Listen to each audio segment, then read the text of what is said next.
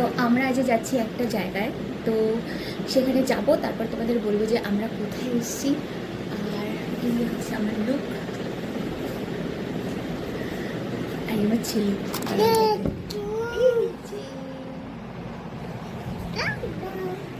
চলো, তো চলো আমরা সেদিন কোথায় গেছিলাম আজ তোমাদের সাথে শেয়ার করি। দুদিন আগে ছিল গুরু পূর্ণিমা, তো সেই উপলক্ষে আর কি আমরা গেছিলাম আমার শাশুড়ি মায়ের গুরুদেবের আশ্রমে। আর এই যে আমরা বাড়ি থেকে বেরিয়ে গেছি, তারপর আমরা বাড়ি থেকে বেরিয়ে আমার ছেলের পিসিকে গাড়িতে তুলে তারপর হচ্ছে কি আমরা যাব আশ্রমের দিকে। আর এই পুরো রাস্তাটা আমরা আসানসোল হয়ে গেছিলাম। যাওয়ার সময় প্রচণ্ড বৃষ্টি হয়েছে, রোদও ছিল, বেশ একটু গরম ঠান্ডা ছিল, বেশ ভালো ছিল ওয়েদারটা। আর এই যে দেখতে পাচ্ছ গাড়ির মধ্যে তার অবস্থা। আর আমরা আশ্রমে কিন্তু চলে এসেছি, এখানে দেখো। তারপর ভগবানকে নমস্কার করে আমরা কিন্তু ঢুকবো ভেতরে। এই ভেতরে চলে আসার পরে মা এখানে তার গুরুদেবকে আর কি ফুল অর্পণ করছেন। এই হচ্ছে মায়ের গুরুদেবের সমাধি। এখানে কিন্তু আমরা এক এক করে সবাই ফুল অর্পণ করবো, তারপর তার কাছ থেকে আশীর্বাদ চেয়ে নেবো।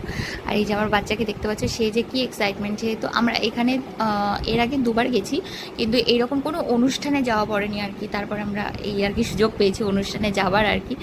তারপর ব্যাস সবার সাথে দেখা হয়ে কথাবার্তা হয়ে তারপর আমরা এখানে চলে এসেছি খেতে। এখানে কিন্তু তার জানো তো 4-4টে ঠাকুমা ঠাকুরদাদারা উপস্থিত ছিল, তাদের সাথে দেখা হয়তো তার তো ভীষণ খুশি।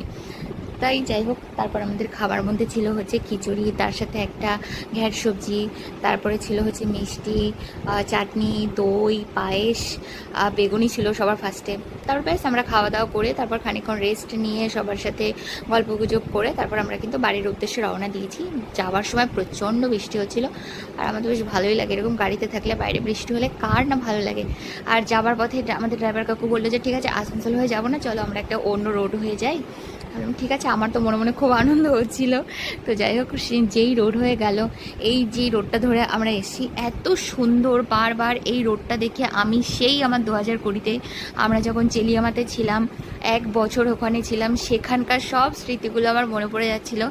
এত সুন্দর জায়গা ছিল, এত সুন্দর জায়গা, মানে আমি বলে সেটা মানে ভাষায় প্রকাশ করতে পারবো না। আর এমন আমার দুঃখ যে তখনকার কোনো ছবি আমার কাছে নেই, কোনো ছবি ভিডিও আমার কাছে নেই। তো যাই হোক, সব আমার স্মৃতিতেই আছে। তো আজকের মতো টাটা, দেখাবো অন্য ভিডিওতে।